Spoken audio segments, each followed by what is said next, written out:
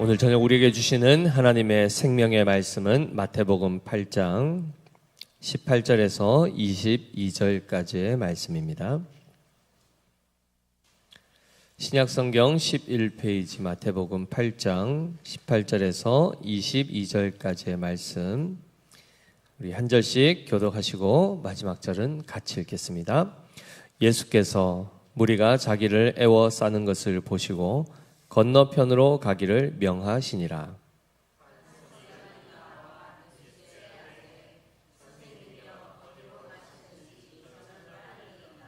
예수께서 이르시되 여우도 굴이 있고 공중에 새도 거처가 있으되 인자는 머리 둘 곳이 없다 하시더라.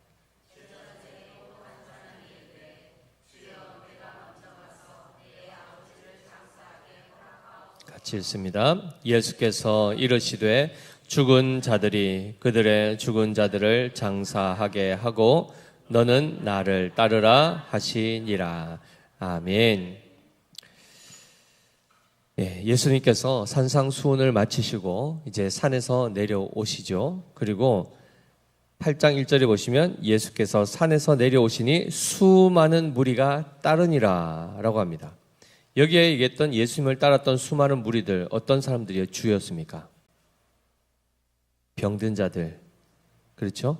질병 가운데 있는 자들, 죽음 가운데 있는 이 모든 인생의 문제 가운데 있었던 사람들이 예수님을 거의 애워싸고 예수님을 따라왔단 말이죠. 그 가운데 특별히 한 나병 환자가 주님 앞에 고침을 받게 되고, 백부장의 하인이 고침을 받게 되고, 그리고 베드로의 장모도 고침을 받게 되는 이 질고를 짊어지신 그 주님에 대하여 우리가 지난 시간까지 살펴보았습니다. 그래서 17절 앞서도 얘기되었지만은 우리의 연약한 것을 친히 담당하시고 병을 짊어지셨도다 함을 이루려 하심이더라. 예수님이 누구신가를 분명히 우리에게 나타내 보이시는데, 우리의 연약함을 직접 짊어지시고 그리고 나서 우리에게는 뭘 주십니까? 연약함을 짊어지시고 걷어가시고, 그러면 아무것도 없는 것 아닙니까? 거기에 그리고 그냥 가셨습니까? 아니죠. 약함을 덧입으시고 그들에게 강함을 주시죠. 질병을 걷어가시고 그들에게 건강을 주셨지 않습니까? 한마디로 불의한 것을, 죄를 짊어지시고 우리에게 의를 주시는 분이 바로 누구십니까? 예수 그리스도십니다. 자, 그런데 오늘 이어서 18절을 보시면 예수께서 무리가 자기를 애워싸는 것을 보시고, 한마디로 수많은 무리에게 지금 둘러싸여 계셨죠. 그런데 예수님의 지금 그 다음 행보가 어떻게 나오고 있습니까? 보시고 난 이후에 건너편으로 가기를 명하십니다. 한마디로 제자들에게 지금 건너편으로 가라 얘기하시죠. 이 말은 이 지금 현장에 남아있지 않겠다는 것 아니겠습니까? 여기가 지금 어디냐면 갈릴리 서편인데, 갈릴리 바다가 이렇게 있으면 이 서쪽에서 지금 사역을 하시다가 건너편으로 가라 하면은 호수, 갈릴리 호수 동편으로 가는 겁니다. 가다라 지방이라고 하는 그곳으로 배를 타고 제자들을 먼저 보내시죠. 그러고 나서 예수님이 나중에 같이 가십니다. 한마디로 이 현장에 수많은 사람들이 에워싸는데 그것을 뒤로 하고 떠나버리신단 말이죠. 우리 같았으면 어땠을까요? 만약에 거기에 우리가 지금 예수님을 애워싸고 있는 사람들이라고 그러면 예수님이 떠나기를 원합니까? 거기 있기를 원합니까? 있기를 원하죠. 한 사람이라도 더 고침받고 싶지 않습니까? 우리 원하는 거 더 얻어내고 싶지 않습니까? 근데 예수님이 매몰차게 제자들과 함께 먼저 제자들 가라고 해놓으시고 이후에 가십니다. 그런데 이 명령을 하시고 난 이후에 지금 어떤 일이 발생합니까?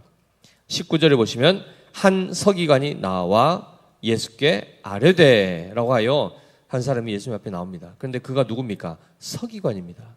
서기관이라는 것은 그 직업 자체가 뭡니까? 하나님의 율법책을 기록하는 자입니다. 필사하는 자입니다. 그리고 그 말씀을 공부해서 연구해서 이스라엘 백성에게 가르치는 선생 아니겠습니까? 지금은 이 서기관의 역할을 누가 합니까? 네,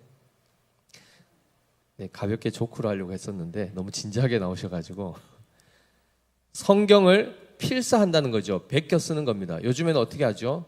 복사기에 넣으면 복사기가, 프린트기가 이거 다 해주지 않습니까? 서기관 역할을. 오타 없이 착착착착. 그렇죠? 옛날에는 어떻게 했다고요? 책이 귀하고 종이가 없으니, 종이가 귀하니 양피지 이런 것들을 구하기 얼마나 어렵습니까? 한 글자 한 글자 무슨 지우개가 있습니까? 뭐가 있습니까? 한 글자 틀리지 않기 위해서 얼마나 집중해서 쓰겠습니까? 그렇죠? 그래서 성경을 베껴 써서 또 성경을 하나 더 만들고 하는 이런 것들을 누가 했다고요? 서기관이 했다는 겁니다. 그래서 그람마티우스라는 이 직책 자체가 굉장히 중요한 직책이고 무엇보다 하나님의 말씀을 가장 잘 아는 사람입니다. 그렇죠?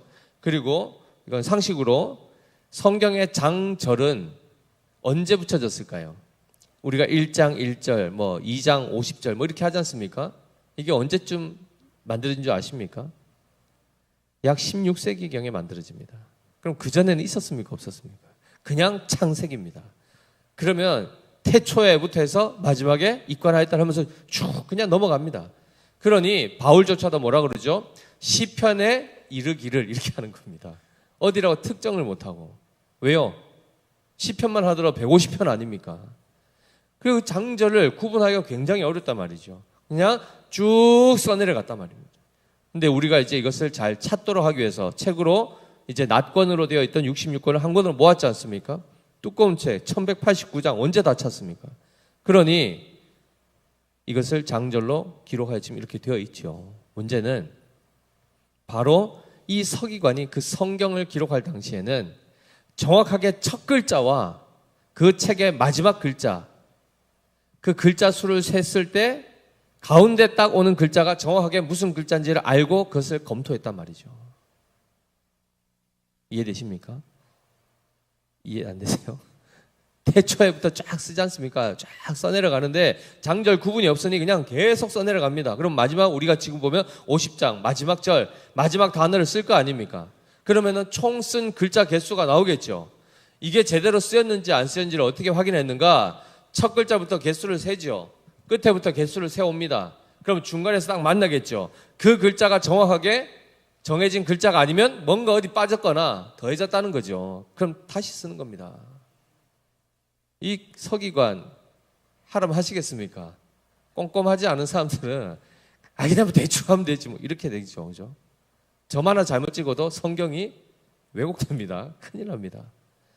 그토록 성경 한 절 한 절 하나하나 한 단어 하나들을 굉장히 곱씹어 쓰는 그 역할을 했으니 성경에 빠삭했겠죠. 근데 그가 지금 누구에게 나왔습니까? 예수님께 나온 겁니다. 그리고 뭐라고 하죠? 뭘 요구합니까?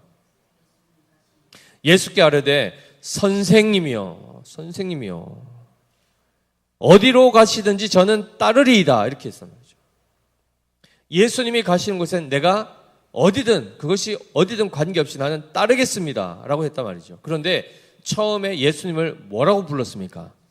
선생이여 랍비여 이렇게 했단 말이죠. 그러니 서기관조차도 이스라엘의 스승 아닙니까? 말씀을 가르친 자인데 그가 보니 예수님은 자기보다 훨씬 더 탁월해 보이더란 말이죠. 무엇에 있어서요? 하나님의 말씀에 대해서. 근데 엄밀히 얘기하면 예수님 자체가 누구십니까? 말씀이 육신이 되신 본체 아니십니까? 그러니 그 실체를 서기관이 그 존재의 실존을 본 겁니까? 그렇지 않습니다. 예수님을 제대로 봤으면 하나님의 아들이십니다. 이렇게 고백해야 되겠죠. 주님 이렇게 해야 되겠죠. 그런데 그렇게 부르지 않고 선생이여. 즉 자기들이 지금까지 해석해오고 배워왔던 것하고는 차원이 다른 차원에서 설교를 한단 말이죠. 산상수훈의 하나님의 원래 말씀의 본뜻을 드러내시고 하는 것들을 보았단 말이죠. 그러니 거기서 따라가겠다는 얘기는 뭐 하려고 따라가는 겁니까? 한 수 배우려고. 그렇죠. 한 수 배우려고. 자, 그랬을 때 예수님이 뭐라고 하십니까? 자, 예수님을 따르겠다 하고 예수님께 배워보겠습니다. 제자를 삼아 주십시오. 그럴 때 우리 같으면 어떻습니까? 어떻게 하겠습니까? 따라오라 합니까? 오지 말라 합니까? 귀찮으면 따라오지 말라 할 것이고 그렇죠. 뭔가 제자를 만들어서 또 이 후대를 남기고 싶으면 또 어떤 목적에 따라서는 또 도제를 삼을 것이고 그렇죠. 근데 예수님이 따르겠습니다 했을 때 어디든지 따르겠습니다. 굉장하죠, 그죠? 그런데 예수님이 뭐라고 합니까? 20절 같이 읽어보겠습니다. 시작. 예수께서 이르시되 여우도 굴이 있고 공중에 새도 거처가 있으되 인자는 머리 둘 곳이 없다 하시더라. 이 무슨 말입니까? 이건 거절입니까? 찬성입니까? 뉘앙스를 보십시오. 주님 어디든 가시든지 내가 따라가겠습니다. 어디까지 따라오겠다는 겁니까? 내 안방까지 들어오겠다는 거 아닙니까? 내가 있는 곳 어디든 오겠다는 것 아닙니까? 화장실 가시면 화장실 쫄쫄 따라가고 다 따라가겠다는 거 아닙니까? 그런데 예수님이 뭐라고 하셨죠? 나는 한마디로 거할 곳이 없다. 머리 둘 곳이 없다. 머리를 어디 이렇게 떼가지고 어디 보관해놓은 두는 데가 아니지 않습니까? 뭐죠? 누울 곳이 없다. 즉 나의 안식할 곳이 없다는 겁니다. 예수님께서 이 갈릴리 바다를 지나가시고 호수를 지나다니실 때 항상 주로 이용하셨던 게 뭡니까? 배편이었죠. 배를 타시고 그 피곤한 사역에 지쳐서 인성을 지니셨으니까 육신을 가지셨기 때문에 피곤하시다 말이죠. 그랬을 때 어떻게 했습니까? 배에 고물에 그 배 끝에서 머리를 베개에다가 대고 누우셨더라. 이런 주무셨다. 이런 표현을 쓰지 않습니까? 기껏해야 예수님이 쉬시고 누우셨던 곳이 어디입니까? 배입니다. 자기 소유 배입니까? 그렇지 않습니다. 한마디로 지금 주님이 그 서기관에게 뭘 얘기하는 거냐면 나는 이 땅에 나의 소유가 없다는 것입니다. 한마디로 네가 정말 나를 따르는 목적 자체가 이 세상의 어떤 영광, 사람들로부터 존경을 받고 칭송을 받을 말씀에 탁월한 자라는 어떤 그 명성을 얻고자 나를 따라온다면 지금 그냥 돌아가세요입니다. 이해되십니까? 예수님은 이 땅에 거할 곳이 있었습니까? 없었습니까? 없다라고 말씀하시죠. 누구와 비교하고 있습니까? 지금 여우와 새와 비교합니다. 피조물들, 한낱 피조물들조차도 하나님께서 먹이시고 입히시고 기르시는 그 피조물은 여우도 굴이 있다 그러죠. 피할 바위가 있고 잠잘 곳이 있습니다. 새도 거처가 있다 하는데 예수님은 머리 둘 곳이 없다 이렇게 말씀하시죠. 한마디로 이 땅 가운데는 예수님께서 거할 곳이 없다라는 이 표현인데 집에 대한 이야기입니까? 부동산 얘기 아니죠. 그럼 무슨 얘기일까요? 특별히 인자는 머리 둘 곳이 없다 이렇게 표현합니다. 인자의 이 개념은 굉장히 중요한 개념입니다. 다니엘서 7장 13절 14절에 나오는 표현인데요. 같이 한번 읽어보겠습니다. 다니엘서 7장 13, 14절입니다. 같이 읽습니다. 시작. 내가 또 밤 환상 중에 보니 인자 같은 이가 하늘 구름을 타고 와서 옛적부터 항상 계신 이에게 나아가 그 앞으로 인도되매 그에게 권세와 영광과 나라를 주고 모든 백성과 나라들과 다른 언어를 말하는 모든 자들이 그를 섬기게 하였으니 그의 권세는 소멸되지 아니하는 영원한 권세요 그의 나라는 멸망하지 아니할 것이니라 라고 되어 있습니다. 인자 같은 인자가 무슨 뜻입니까? 사람의 아들입니다. 그럼 뭐냐? 사람의 아들 하면 사람이죠. 근데 인자 같은 이라고 했지 않습니까? 사람처럼 보이는 어떤 존재라는 겁니다. 그러면 정확하게 사람입니까? 아닙니까? 뭔가 아니죠. 그죠? 사람이면 사람이라 하면 되는데 사람 같다라고 하는 이유는 바로 이 인자라고 표현된 분이 누구라는 거죠? 권세와 영광과 나라를 가지고 있는데 그가 가지고 있는 나라는 그가 가지고 있는 권세는 소멸되지 아니하는 영원한 권세고 그의 나라는 멸망하지 아니할 것이라는 겁니다. 그러면 소멸하지 아니하고 멸망하지 않을 나라를 가진 존재 누굽니까? 영원하신 만왕의 왕이시고 만주의 주가 되시는 그 어떤 존재이죠. 그게 바로 누굽니까? 그 전에 예수 그리스도라고 하기 전에 영원하신 존재 아니겠습니까? 하나님이셔야 되는 겁니다. 그럴 때에 그 하나님이신 분이 보면 하나님이면 신이어야 하잖아요. 그죠? 영이어야 됩니다. 사람일 수가 있습니까? 없습니까? 없지요. 인자일 수가 없단 말이죠. 그런데 보니 그 권세와 영광을 주셨는데 보니까 사람처럼 보이더라는 거죠. 바로 하나님의 아들이셨던 말씀이 육신이 되어 사람의 몸을 입고 이 땅에 오신 바로 그분을 얘기하는 거죠. 누굽니까? 예수 그리스도. 예, 지금 얘기하셔야 됩니다. 예수 그리스도가 바로 누구라는 겁니까? 다니엘서에 예언되었던 바로 인자 같은 이라는 겁니다. 그래서 보니 사람인데 그냥 일반 사람과는 다른 게 보이는 겁니다. 무엇이죠? 그 인자 안에 신성이 보이는 겁니다. 예수 그리스도 안에서 하나님의 아들 되심의 영광이 보이는 겁니다. 그래서 예수님이 자기를 가리킬 때 뭐라고 했냐면 인자는 이라는 표현을 씁니다. 자기를 인자라는 표현을 씁니다. 단순히 요셉의 아들, 사람의 아들로서가 아니라 다니엘서에 예언되었던 바로 마지막 심판주로 오시고 영원한 구원주요 흔들리지 아니하는 나라의 왕으로 오실 바로 그 예수 그리스도를 가리키고 있죠. 그러면 영원한 나라와 만유를 가지고 계신 그분이 이 땅에 오셔서 뭐라고 하십니까? 머리 둘 곳이 없다라는 이 말이 됩니까? 안 됩니까? 말이 안 되죠. 모든 것이 다 주님의 것인데 자기가 있을 곳이 없다. 단순히 이 피조 세계에 그저 보이는 집을 얘기하는 것이 아니라는 것입니다. 그러면 무엇인가? 요한복음 1장 9절 11절 한번 띄워주시겠습니까? 같이 한번 읽어보겠습니다. 시작. 참 빛, 곧 세상에 와서 각 사람에게 비추는 빛이 있었나니 그가 세상에 계셨으며 세상은 그로 말미암아 지은 바 되었으되 세상이 그를 알지 못하였고 자기 땅에 오매 자기 백성이 영접하지 아니하였으나 이렇게 되어 있습니다. 참빛. 요한복음 1장은 태초에 말씀이 계시니라부터 시작합니다. 그 말씀이 하나님과 함께 계셨다. 그리고 이 말씀으로 말미암아 만물이 다 지은 바 되었다라고 얘기하고 있고 그 말씀이 곧 빛이다. 참된 빛인데 그 안에는 생명이 있다. 이렇게 표현하면서 쭉 내려오는데 그 빛이 지금 어디에 임한 겁니까? 이 땅에 비춰졌다는 거죠.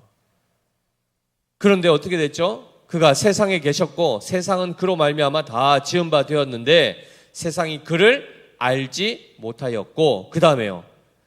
자기 땅에 오매 하나님의 만든 피조세계 아닙니까? 하나님 것 아닙니까?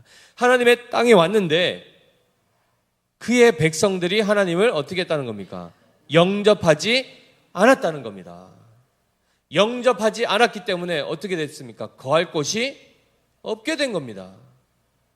그러면 이 예수님께서 하나님의 아들이 육신을 입고 이 땅에 오신 그 예수님이 어디에 거하시려고 했던 겁니까? 그렇죠. 우리 안에 거하길 원하셨던 겁니다.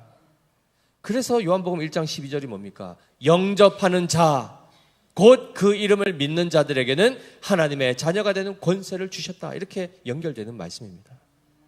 그러니 주님이 진정으로 머리 두시고 거하시고 안식하시고 싶었던 것이 바로 우리의 마음이었단 말이죠. 우리 안에 거하기를 원하셨는데 거할 곳이 있었답니까? 없었답니까? 없다는 겁니다. 사랑하는 성도 여러분, 우리 주님은 우리 안에 거하기를 원하시는데 주님을 따르겠다고 하고 주님을 따라온 수많은 사람들은 그들의 마음속에 무엇을 품고 주님을 따랐습니까? 쉽게 얘기하면 주님은 우리 자체를 원하셨단 말이죠. 근데 우리는 주님 자체가 아니고 주님의 손에 있는 어떤 것들이었습니다. 뭐죠? 치유요, 건강이요, 복들이라는 것입니다. 그게 다 뭐였죠? 세상의 것들이죠. 땅에 있는 것들이죠. 그것 얻어 먹으려고, 그것 하나 받아내려고 주님을 그렇게 따라다녔다는 거죠.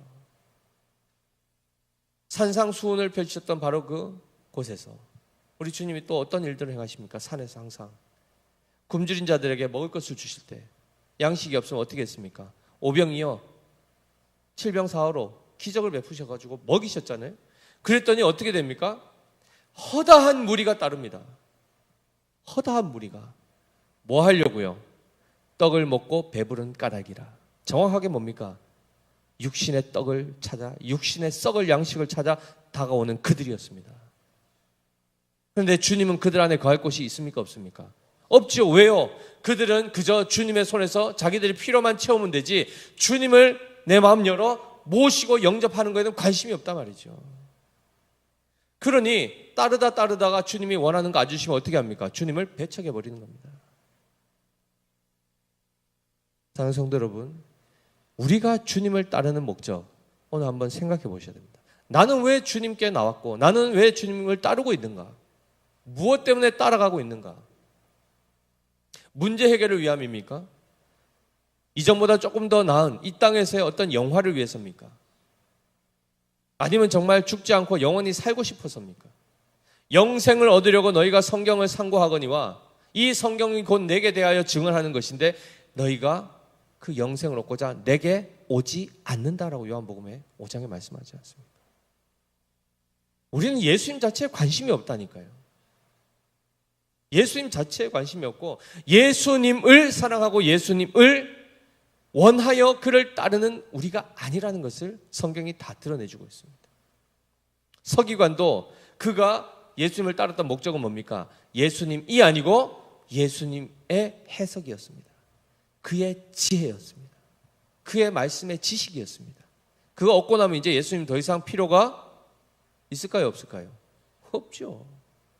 그러니 우리 성도들도 마찬가지입니다. 제가 여러 번 말씀을 드리지만 진정한 복음을 제대로 듣고 그 앞에 바르게 반응하여 회심한 분들은 내가 정말 죄인인 것을 깨닫고 그 버러지 같은 나를 하나님의 긍휼히 여기셔서 그리스도의 피로 우리를 씻으시고 나를 사랑하신 그분 앞에 그 은혜에 감사하여 그 하나님 한 분만을 사랑하기로 결단하고 돌아오는 것. 마음을 돌이켜 하나님을 사랑하고 신뢰하고 그분만을 의지하는 그 삶이 되지 않으면 다 뭐 때문에 오는 겁니까? 다른 목적으로 온다는 겁니다. 다른 목적으로. 내가 그래도 예수 믿으면 조금 더 고상해지겠지. 내가 그래도 예수 믿으면 그래도 건강하게 다른 사람보다 내가 예수 믿으면 재정에 대한 문제 여러 가지 어려움들 내 힘으로는 어쩔 수 없는 것들 해결해 주겠지. 문제 해결을 위해서 오셨다면 나중에 하나님이 그거 해결 안 해주시면 어떻게 하실 겁니까?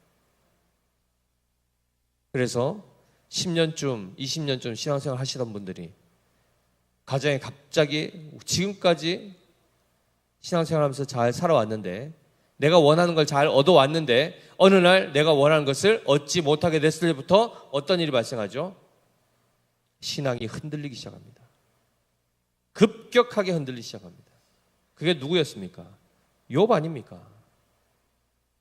하나님 잘 섬겨서 많은 복을 누리고 동방에서 가장 유력한 사람이 되었는데 갑자기 자녀들이 하루아침에 10명의 자녀가 죽게 되었고 모든 재산을 다 잃게 되고 마지막으로 뭘 건드십니까? 자기의 육체의 건강을 하나님이 머리부터 발끝까지 치시니까 어떻게 됩니까? 사단에게 허용하셨지 않습니까? 그러니 그가 그때부터 어떻게 됩니까? 처음에 1장부터 3장까지 욥기를 잘 보십시오. 1장부터 3장까지는 그래도 욥이 잘 버팁니다. 주신 이도 하나님이시오. 거둬가신 이도 하나님이시니 어리석은 자와 같이 하나님을 원망하거나 하지 마라 했다가 자기 몸이 딱 침을 받으니까 어떻게 됩니까? 생일을 저주합니다. 그게 어디서 나온다고요? 욥기 42장 중에 3장에서 벌써 자기 생일을 저주합니다. 그때부터 완전한 혼란 가운데 그가 어찌할 바를 알지 못하고 도대체 하나님은 누구신지가 그때부터 헷갈리기 시작하는 겁니다. 내가 잘못한 게 없는데 왜 내가 벌을 받아야 되지? 이 인과응보, 이 원인과 결과, 권선징악이 깨지니까 당황하기 시작하는 겁니다. 그때 옆에 또 친구들이 오죠. 온갖 이야기를 다 하는데 똑같은 얘기 하는 겁니다. 네가 뭔가 잘못했으니까 벌 받았지. 회개해라. 잘못해서 지금 문제가 생긴 게 아닌데. 그러니 보십시오. 자기가 지금까지 어떤 목적을 따라 내가 그래도 하나님 앞에 잘하면 우리 자식 복 받고 그죠? 재산 많아지고 장수하다가 건강해보 그렇게 누리다가 천수를 누리고 가는 거. 그걸 그냥 유일한 소망으로 신앙생활 해도 왔는데 하나님은 그것으로 만족하지 않습니다. 잘해주면 하나님 잘 섬기고, 하나님이 조금이라도 그들에게 어떤 것을 요구하시거나 그들의 영적 유익을 위해서 무엇인가를 손을 대시면 그거는 발작을 하듯이 이거는 싫습니다 하고 떠나는 이 수준이 아니라는 겁니다. 한마디로 조건적인 사랑으로 다가오는 것, 어떤 목적을 가지고 그것도 불순한 목적으로 오는 것, 하나님 용납하지 않습니다. 그럴 때 20년 있다가 갑자기 신앙이 곤두박질 치고, 하나님 어떻게 나를 사랑하신다면서 나의 가장 소중한 것을 어떻게 이렇게 하나님 걷어가십니까? 그 중에서도 내가 가졌던 모든 것들 가운데 제일 소중한 게 뭘 것 같습니까? 지금 우리 성도들 마찬가지죠. 모든 사람들이 생각할 때 가장 소중한 거, 이거 이러면 정말 끝날 것 같다. 뭔 것 같습니까? 네. 자녀들 건드면 진짜 눈 돌아가죠, 그죠? 그런데 사실은 그보다 더 눈 돌아가는 게 있습니다. 우리가 아직 경험을 못해서 그렇지. 자녀들을 건드는 것 굉장히 고통스러운 일입니다. 근데 정작 정말 인간의 본질로 들어가 보면 결국 나를 건들면, 그 사랑하던 자식도 나를 건들면 어떻게 됩니까? 우리가 발끈한단 말이죠. 결국 하나님이 우리 안에 거하기를 원하신다 했죠. 우리 안에 거룩하신 하나님이 거하시기 위해서는 반드시 우리의 상태가 어때야 됩니까? 거룩해야 됩니다. 하나님이 거하실 처소가 되기 위해서는 우리가 거룩해야 되는데, 스스로 거룩한 사람이 있습니까? 없습니까? 없단 말이죠. 그래서 또한 거할 곳이 없는 겁니다. 그러면 우리가 무엇 때문에 더러워졌습니까? 죄 때문입니다. 더 나아가서 부패한 본성을 우리 안에 꽉 채워 있는 옛사람이 가득 차 있으면 주님이 들어올 틈이 있습니까? 없습니까? 없습니다. 그래서 주님이 우리에게 찾아오셔서 하시는 작업이 뭡니까? 옛사람을 십자가에 못 박아 죽이는 일을 합니다. 그러니 깜짝 놀라는 거죠. 주님 따라왔다가 더 많은 것을 얻으려고 왔는데 이것도 버리게 하시고 저것도 내려놓게 하시고 다 제거하신단 말이죠. 무엇까지요? 내 생명까지도. 내 의지, 내 결단, 내 지식, 모든 것들을 다 싹 비우게 하십니다. 다 비우게 하신 다음에 그 다음에 뭐 하신다는 겁니까? 내가 너의 안에 거하겠다. 한마디로 우리 안에 이 죄의 문제가 완전히 해결이 되고, 한마디로 나 자신이 철저하게 부인되어 십자가에 옛사람이 못 박아 확실히 숨통이 끊어지지 않으면 주님이 우리 안에 온전히 거하시지 않습니다. 하나님은 이 일을 지금 원하시는데, 예수님을 많이 따르던 그 사람들은 다 그거에 관심 없고 오히려 그거 한다 그러면 난리 나서 다 도망갑니다. 십자가 앞에까지 누가 따라가죠? 베드로와 요한이 따라갑니다. 근데 마지막에 어떻게 됐습니까? 그 길이 죽음의 길인지를 알고 나서 나중에 어떻게 되죠? 뒤도 안 돌아보고 저주하고 도망갑니다. 이게 우리입니다. 우리 장로님 만약에 십자가 그 자리에, 베드로의 자리에 장로님 있었으면 뭐라 하실 겁니까? 장로님도 예수님 따라다녔던 분 아닙니까? 하면 뭐라 하시겠습니까? 맞습니다. 나도 십자가에 못 박고 있어. 이렇게 하시겠습니까?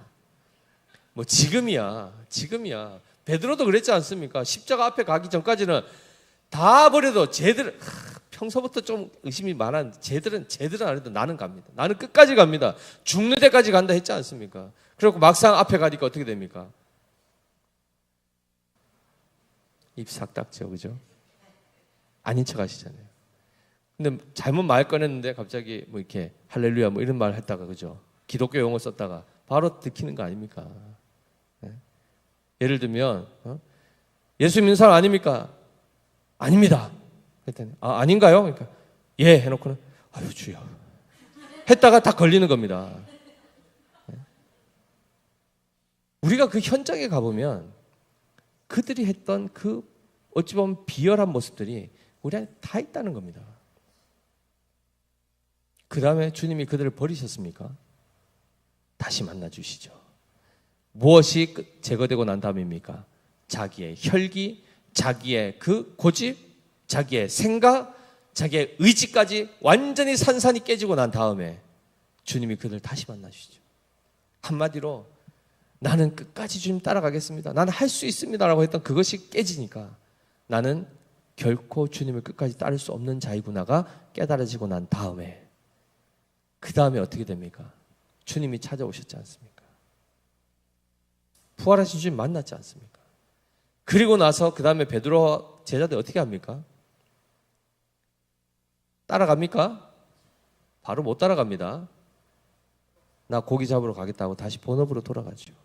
그래서 다시 갈릴리 해변에서 다시 만나주시지 않습니까? 그리고 네가 나를 사랑하느냐? 그 장면이 그렇게 나오는 겁니다. 그 모든 작업들을 보십시오. 하나님 지금 예수님 지금 뭘 하고 계시는가? 우리 자신을 부인하게 만듭니다. 우리 자신을 의지하지 못하게 만듭니다. 내 힘, 더 힘 주십시오. 우리 이런 거 기도하죠. 그렇죠? 건강 주시고 힘 주시고 지혜 주시고 뭐 다 달라고 하는데 그거 가지고 뭐 하시려고요? 그거 다 받아가지고 도대체 어디 쓰고 계십니까? 나 자신을 하나님 앞에 정말 기도할 때는 하나님 나의 모든 소욕 다 십자가에 못 박아 주십시오. 내 힘 빼주십시오. 심령이 가난한 자 되게 해주십시오. 온유한 자 되게 해주십시오. 겸손한 자 되게 해주십시오. 이렇게 기도하는 겁니다. 그 기도에 하나님이 즉시 응답하십니다. 옳았구나 즉시 응답하십니다. 헛된 거 구하면 하나님이 기다리시죠. 똑바른 거 구할 때까지. 그래놓고 또 기도한다고 응답 안 해준다고 삐져가지고 하여튼 이렇게 되는데 중요한 것은 주님은 지금 우리 안에 거하기를 원하시는데 우리의 상태가 주님이 거하실 만한 상태가 안 되어 있다는 것이 문제이죠. 한 군데 더 볼까요? 그리고 나서 21절에 어떻게 됩니까? 제자 중에 또 한 사람이 이르되 주여 내가 먼저 가서 내 아버지를 장사하게 허락하옵소서. 예수께서 이르시되 뭐라고 하십니까? 죽은 자들이 그들의 죽은 자들을 장사하게 하고 너는 나를 따르라 하시니라. 굉장히 매몰차죠. 아버지가 지금 돌아가실 판인데 부모님 장사하고 돌아오면 안 됩니까? 주님 따르면 안 됩니까? 근데 왜 이렇게 얘기하실까요?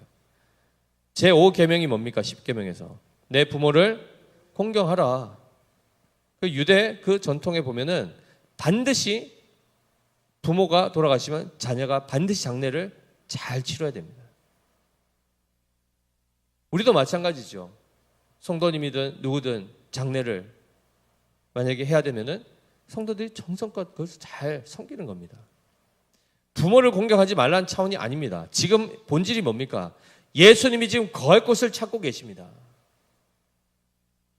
온전히 비워져서 그 안에 정말 예수님 한 분만으로 온전히 채워질 바로 그 마음을 하나님 찾고 계시는데 그 마음 안에 지금 뭐가 있습니까? 주님보다 더 사랑하는 것들이 있다는 거죠. 마땅히 행할 바를 행하는 윤리 도덕적이고 이런 효 차원에서가 아니라 주님보다 더 우선적이고 더 사랑하는 것들이 마음 안에 있는 것에 대해서 그렇게 해서는 나를 못 따라온다 이 얘기를 하는 겁니다. 과연 그런가? 누가복음 14장 26절 27절 한번 띄워주십시오. 누가복음 14장 26절 27절입니다. 시작. 무릇 내게 오는 자가 자기 부모와 처자와 형제와 자매와 더욱이 자기 목숨까지 미워하지 아니하면 능히 내 제자가 되지 못하고 라고 되어 있습니다. 분명히 앞에 뭐라고 되어 있습니까? 혈육에 대한 얘기를 합니다. 혈육. 부모, 처자, 형제, 자녀 당연히 포함되겠죠. 거기에 마지막에 뭘 붙입니까? 자기 목숨. 사실은 그게 더 본질입니다. 그거 내려놓지 못하면 옛 자아를 온전히 못 박지 못하면 결코 십자가의 길 갈 수가 없고 주님과 함께 할 수가 없다는 것을 분명히 말씀하죠. 27절에 뭐라고 되어 있습니까? 같이 읽습니다. 시작. 누구든지 자기 십자가를 지고 나를 따르지 않는 자도 능히 내 제자가 되지 못하리라 라고 되어 있습니다. 지금 일맥상통하죠, 그죠? 점점 이제 구체적으로 들어가지 않습니까? 33절 한번 띄워주십시오. 같이 읽습니다. 시작. 이와 같이 너희 중에 누구든지 자기의 모든 소유를 버리지 아니하면 능히 내 제자가 되지 못하리라. 한마디로 자기의 모든 소유를 버려야 따를 수 있다는 겁니다. 그럼 여기서 얘기하는 소유는 뭘 얘기할까요? 우리는 당장 소유하면 뭐부터 떠오릅니까? 돈이 떠오르지 않습니까? 돈. 이렇게 해야 좋습니까? 이렇게 해야 좋습니까? 돈이 먼저 떠오르죠. 그러나 아까 얘기했지 않습니까? 돈은 내 안에 있는 겁니까? 내 밖에 있는 겁니까?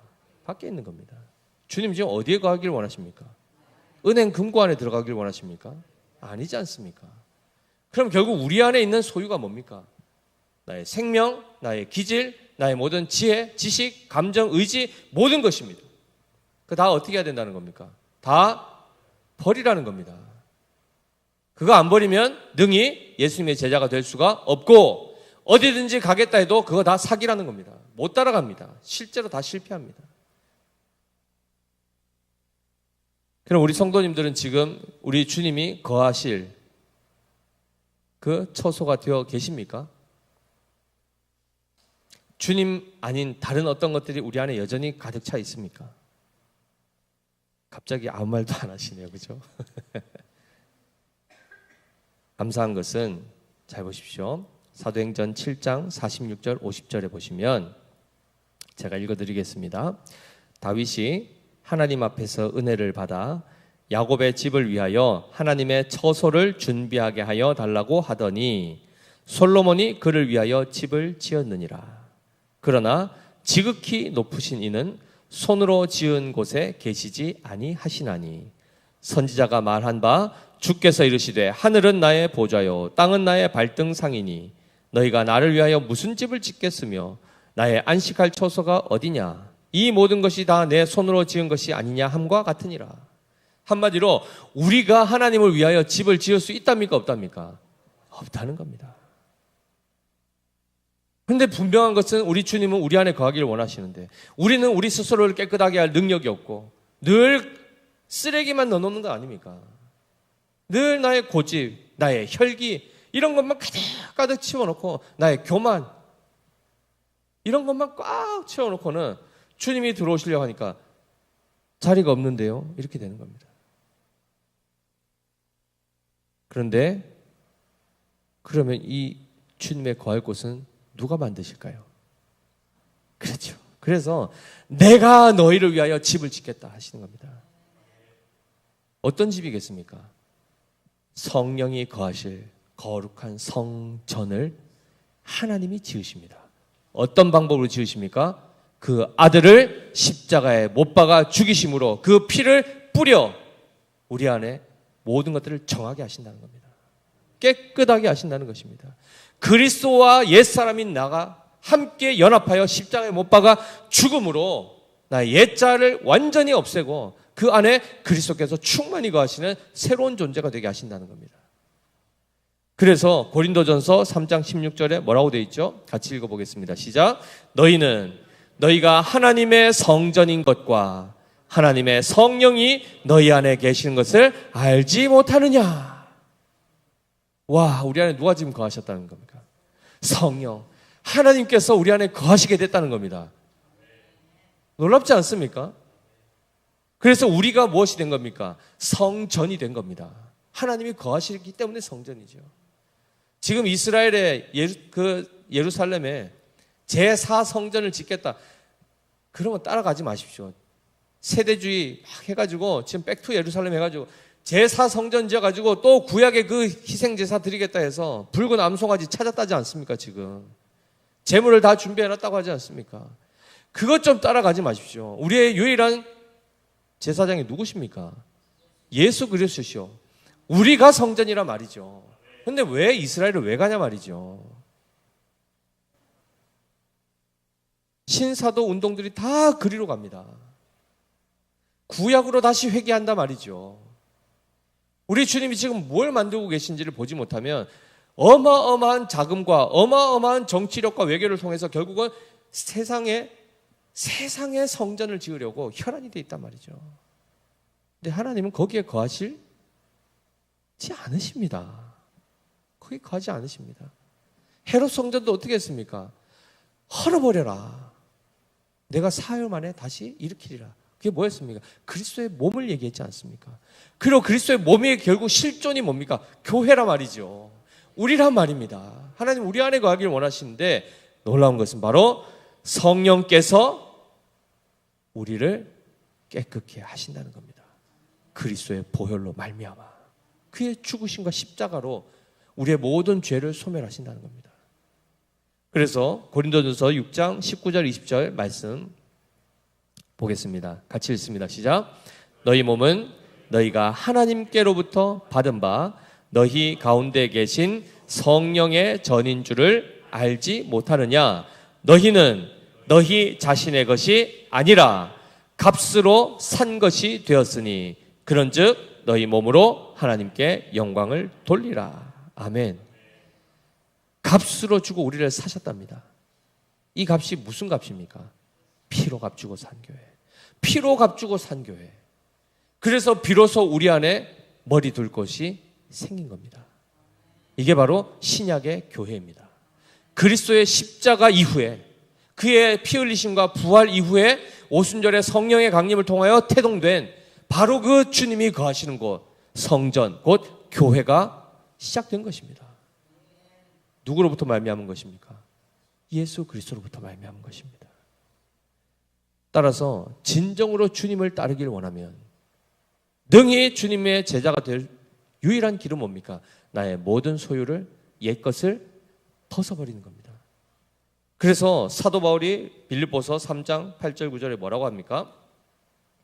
빌립보서 3장 8절 9절 말씀. 사도 바울이 예수님을 따르는 그 본질적인 목적, 뭘 얻고자 하는가를 잘 보셔야 됩니다.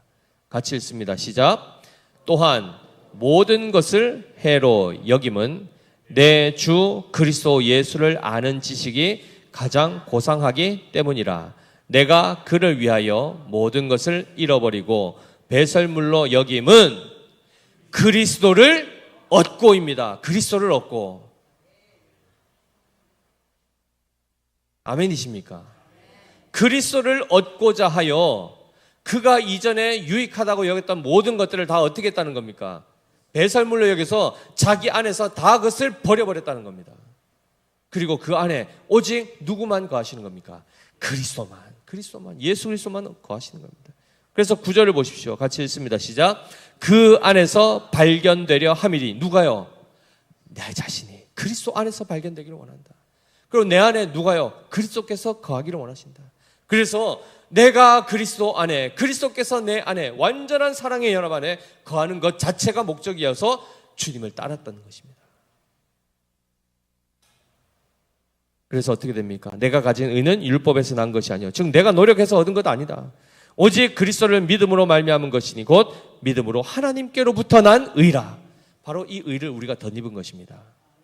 그렇다면 이제는 우리 주님이 머리 둘 곳이 있습니까 없습니까? 있지요. 그것이 바로 교회입니다. 우리 믿음의 교회 성도들 한 분 한 분 안에 여전히 내가 살아있으면 주님을 능히 따를 수가 없다는 것을 기억하십시오. 자기를 부인하는 것이 얼마나 큰 복인지를 깨달으셔야 됩니다. 우리가 우리 생각대로 어떤 것들을 해결해 보려고 한번 온 사방 뛰어다녀 보십시오. 해결할 수 있는가? 거기서 만약에 뭔가를 해결했다, 성취했다, 저주입니다. 왜요? 그리스도 없이 행한 것들은 결국 다 죽음의 것이요 배설물이기 때문입니다. 우리는 철저하게 자기를 부인하고 오직 예수 그리스도로 충만케 되어 하나님이 기뻐하시는 그 말씀을 따라 그가 원하시는 대로 행동하며 살아가는 삶.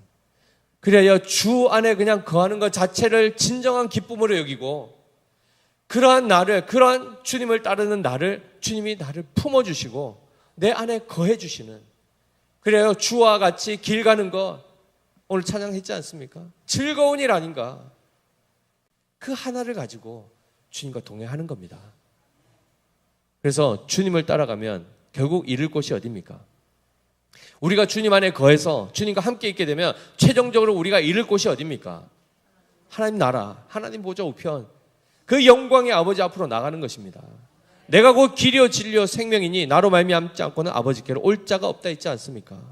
그러면 나로 말미암으면, 그리스도로 말미암으면 어떻게 됩니까? 아버지께로 가는 겁니다. 친구 따라 강남 가지 마시고 주님과 함께 천국 가야 되지 않겠습니까? 아버지 앞으로. 사랑하는 성도 여러분, 이 땅에서 소유를 늘리는 차원, 그리스도가 아닌 어떤 것으로 풍성해지는 것 바라지 마십시오. 그 다 쓰레기입니다. 정말 다 배설물입니다. 성경이 그렇게 말씀하고 있습니다. 안 믿어지십니까? 한번 쌓아보고 쌓아보십시오. 어떻게 되는가? 장롱 안에 옷이고 이불이고 막 해가지고 꽉 쌓아놓고 짐이 집에 막 사람이 거하지 못할 정도로 좁아가지고 다 쟁여놓어 보십시오. 나중에 어떻게 되는가? 몇 년이 지나도 그 안에 있는 거 하나 꺼내지 않는 것들이 수두룩합니다. 오늘 다 싹 갖다 버리는 이런 차원으로 벌거벗고 다니시라는 얘기가 아니라 진정으로 필요한 것이 뭔지, 먹을 것 입을 것이 있으면 족한 줄로 여기라 하셨습니다. 하나님이 일용할 양식을 주신다 하시지 않습니까? 그 주님과 함께하면 그냥 정말 다 해결되는 겁니다. 해결되기 위해서 따르는 것이 아니라 그냥 그 주님 그리스도를 얻고 그리스도를 얻기 위하여 우리 하나님 앞에 나가는 것입니다. 아멘이시죠? 예배 드리러 오시는 것도 마찬가지입니다. 주님 만나러 오십시오. 순수하게. 제발 순수하게. 그리고 주님을 아는, 즉 그리스도를 아는 지식이 가장 고상하다는 거 아닙니까? 주님을 만나고 교제하면 더 알아가게 됩니다. 자연스럽게. 그것을 사모하여 주님을 더 알기를 사모하여 이 자리에 오시고 말씀을 듣고 배우고 그렇게 하는 겁니다. 그래서 자칫 여전히 주님은 내 안에서부터 없고 주님 아닌 다른 거 얻고자 와서 안 얻어지니까 실망하고 떠나가고 돌아가고 후회하고 그래도 혹시나 해서 한 번 더 뚫려보고 이런 거 하지 마시라는 겁니다. 그러한 자들은 주님을 진정으로 따르는 제자의 삶을 사는 것이 아니라는 겁니다. 사실 누가복음을 오늘 우리가 중간에 띄어서 28절부터 그 뒤에는 읽지는 않았지만 그 내용들을 다시 다 가서 한번 보십시오. 무슨 얘기를 하는가. 생각해보고 계산해보라는 겁니다. 답 안 나올 것 같으면 미리 여기서 포기하라는 겁니다. 건물을 짓는데 짓다가 중간에 자금이 딸려서 못 지을 것 같으면 아예 처음부터 계산 똑똑히 해가지고 짓지 말라는 겁니다. 무슨 말이죠? 예수님을 따르려고 왔는데 따르다가 못 따를 것 같으면 처음부터 따르지 말라는 겁니다. 근데 그 핵심이 뭐였습니까? 주님을 얻고자 주님께 나간 자는 주님을 얻게 됩니다. 그러나 주님 아닌 다른 것을 주님으로부터 얻고자 하는 자는 결코 얻지 못하게 되고 그 많은 시간을 허송하게 되기 때문에 계산해보고 미리 그냥 가라는 겁니다. 그러한 차원에서 예수님이 아까 보십시오. 수많은 무리가 에워쌌을 때 어떻게 했다고요? 자리를 피하여 떠나가십니다. 왜일까요? 다 주님을 얻고자 온 자들이 아니었기 때문입니다. 주님을 이용하러 온 자들입니다. 그러니 같이 있은들 무슨 의미가 있겠습니까? 그래서 그들을 떠나시죠. 사랑하는 성도 여러분, 진정으로 주님을 따르는 제자가 되기를 원합니다. 주님과 함께 걸어가고 주님이 우리 안에 거하시는 그분이 우리 안에서 머리를 두시고 누이시고 쉬시는 그 거처가 우리가 되어야 되지 않겠습니까? 우리 교회가 되어야 되지 않겠습니까? 그러기 위해서는 우리가 거룩한 존재들이 되어야 되고 그 안에는 우리 안에 있는 모든 불순물과 배설물들이 다 씻겨져 가야 됩니다. 우리 힘으로 됩니까? 안 됩니까? 안 됩니다. 우리는 우리 안에 뭐가 있는지도 다 모르지 않습니까? 그래서 뭘 기도해야 될까요? 뭘 구해야 됩니까? 주님 나를 정결케 하여 주시옵소서.